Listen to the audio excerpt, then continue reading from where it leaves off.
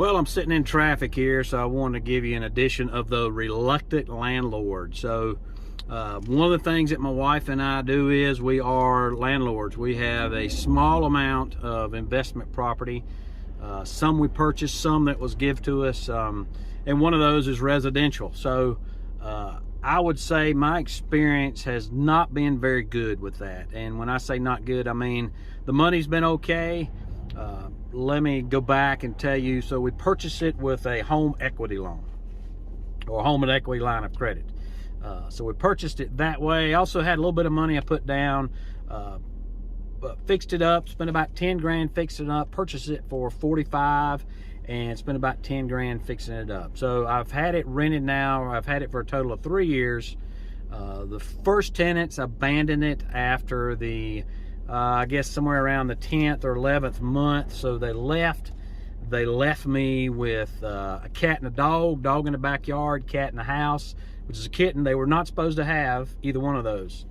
And I think they acquired the kitten toward the very end of when they left. So anyway, they told me on a Wednesday they would be paying me Sunday.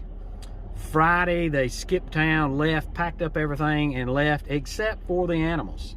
So I called animal control. Animal control came and said, are they your animals? I said, no, they're my renters and they've left. And animal control said, well, we can't come and get them until you've evicted them. So I'm like, look, the animals hadn't been fed, they hadn't been watered.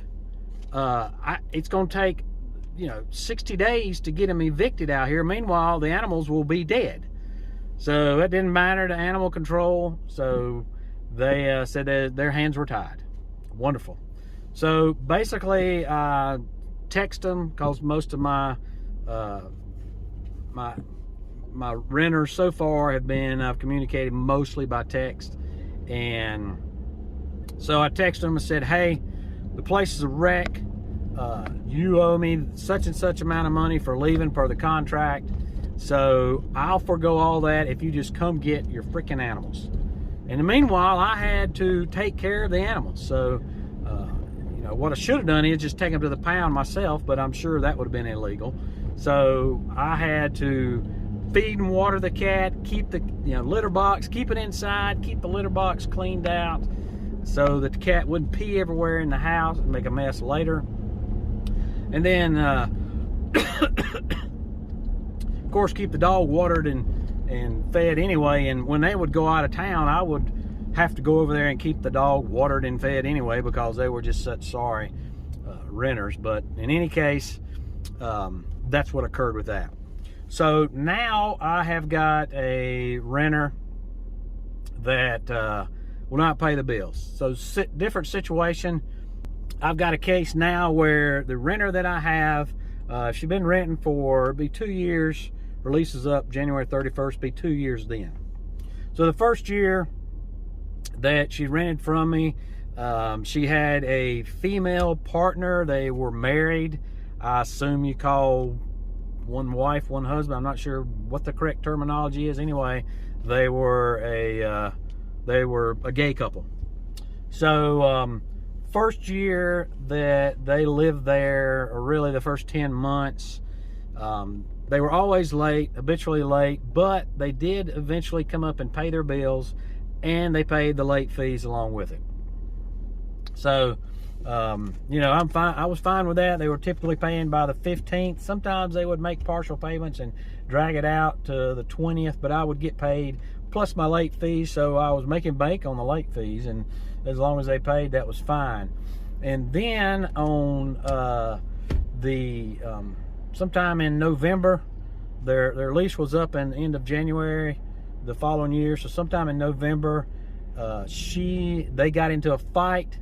The one renter tased her partner and then hit her in the face.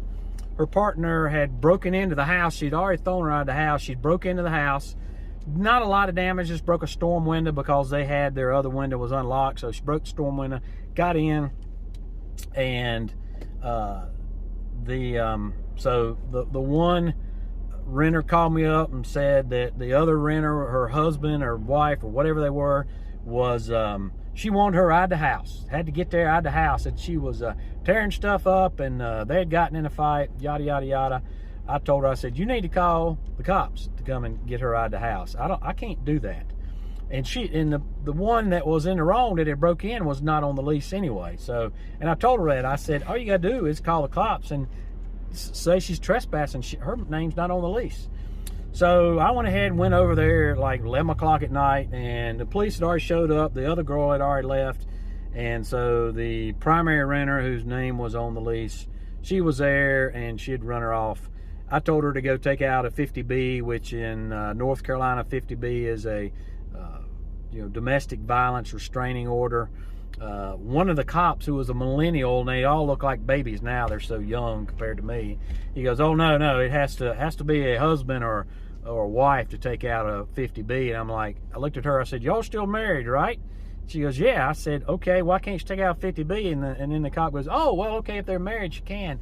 I don't know why that didn't occur to a young cop who was a millennial or Gen Xer, that they could be a gay couple and still domestic violence would count. I don't know why I'm telling him that. The only reason I knew the law was because I had taken BLET and was in fact the valedictorian in my BLET class. But another story. Anyhow, so at that point in time, now the primary renter had lost one of her sources of income, and from there on out, it became a real chore to try to get money out of her. She would eventually pay, but again, always late. And then it started getting worse and worse. This was during COVID, so they were paying during COVID, even though the government gave them an out not to, because you weren't allowed to convict them. They were paying. And at one point, the HOPE program, which was a giveaway program by the government, they were taking advantage of that. And that'll be another video. We'll talk about that in a minute or later. Anyway, fast forward now to the end of 2022, and she has just stopped paying, stopped communicating, and when she does, it's some type of email that's a smart comment or something, and arguing back and forth. And really the past 3 months she's been arguing back and forth and not paying her late fees. She eventually would pay the rate, the $900 a month, but wouldn't pay the late fees she had in arrears. So at this point shows me about the rent and the late fees about $1,400 plus whatever damages she's done inside, and then just the aggravation. And now today I have went and filed eviction on her, and so now she's going to owe those court costs as well.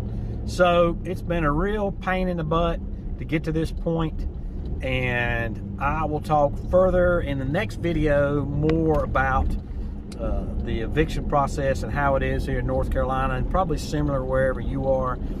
I will say this, that with my 2 clients I've had so far, my 2 tenants, it had not been really great.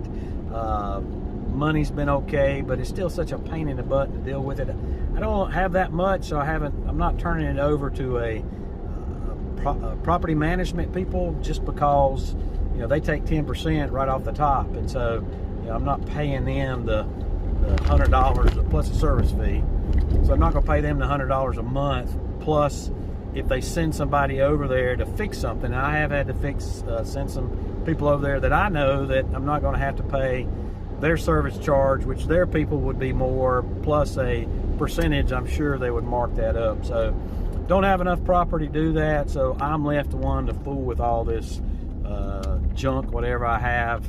And we're going to talk in another video about why I have really blamed myself for being in this predicament. So anyway, stay tuned. We'll talk about the eviction process, where I made my mistakes, and we will continue to move along about you follow along with me about how things went in court. All right, appreciate you watching, and we will talk to you later.